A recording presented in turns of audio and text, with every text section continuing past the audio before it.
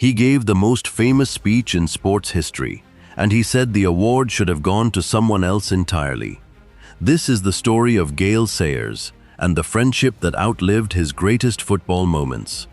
Born May 30th, 1943, in Wichita, Kansas, Gale Sayers grew up the second of three sons to Roger and Bernice Sayers. His father worked as a mechanic, moving the family first to Speed, Kansas, then finally settling in Omaha, Nebraska, where Gale spent the rest of his childhood. He started playing football at just 8 years old in a local youth league, and by high school at Omaha Central, he was already turning heads as an all-around athlete in both football and track. His senior year, 17 different colleges wanted him: Iowa State, Northwestern, Notre Dame. He chose the University of Kansas instead, where he'd wear number 48 and earn a nickname that would follow him forever: the Kansas Comet. During his sophomore season, he broke NCAA record books with a 99-yard touchdown run against Nebraska. By his senior year, he'd racked up 2,675 total yards and made the All-American team twice. In 1965, both the NFL and AFL drafted him in the first round. He chose the Chicago Bears, signing a 4-year, $100,000 contract. What happened next redefined what a rookie running back could do. He rushed for 867 yards, scored 22 touchdowns, and on December 12, 1965, scored 6 touchdowns in a single game, a record that still stands today. He was named Rookie of the Year. The following season, he led the entire league in rushing with 1,231 yards. But football wasn't where his most important story happened. In 1967, the Chicago Bears made a decision that was almost unthinkable for its time. They roomed Sayers, a black player, with Brian Piccolo, a white player, on road trips. It was the first interracial roommate pairing in NFL history. According to Piccolo's widow, Joy Piccolo O'Connell, the two men couldn't have been more different. Sayers was quiet, serious, reserved. Piccolo was a talker, a joker, someone who never met a silence he didn't want to fill. On paper, it looked like a mismatch. In practice, something real grew between them. Then, in 1969, Piccolo was diagnosed with an aggressive form of cancer. As his health declined, Sayers stayed close, visiting him, supporting him, refusing to let their friendship shrink just because things had gotten hard.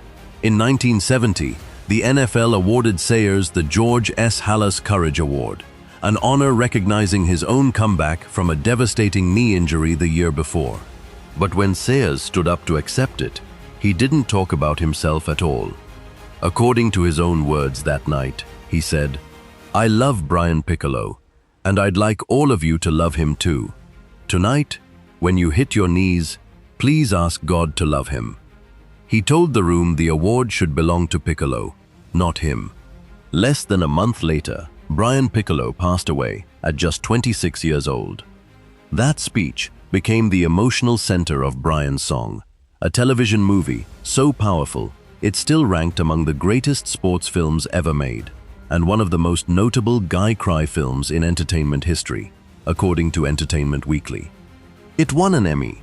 It's been shown in classrooms for over 50 years, and even though Piccolo's own widow later said the two weren't quite as inseparable as the movie portrayed, that Piccolo actually had a closer friend on the team, the sincerity of Sayers' words at that dinner in 1970 was never in question. That speech was real. That love was real. Back on the field, injuries eventually caught up with Sayers. A serious knee injury cut short his 1968 season, but he fought back to lead the league in rushing again in 1969. A second knee injury in 1970 signaled the beginning of the end, and he retired in 1972 after just 6 seasons. Yet he'd already done enough to matter forever. He finished his career with 6,213 all-purpose yards and 48 touchdowns in only 68 games played. In 1977, at just 34 years old, Sayers became the youngest player ever inducted into the Pro Football Hall of Fame. The Bears retired his number 40. Later in life, he returned to the University of Kansas, giving back to the program that first made him a star, working in the athletic department's fundraising office starting in 2009. In 2017, his family shared the difficult news that he was battling dementia. Gale Sayers passed away on September 23, 2020, at the age of 77. Here's what makes his story matter, beyond the stat sheet. In an era when black and white teammates rarely shared hotel rooms, let alone genuine friendship, Sayers chose connection over comfort. And in his most celebrated public moment, he chose to spotlight someone else's courage instead of his own. That's a legacy stat sheets can't measure. Comment if Brian's song ever made you emotional. Share this so more people learn who Gale Sayers really was, beyond the highlight reels. Follow and subscribe to our page so you never miss the next hidden story we uncover.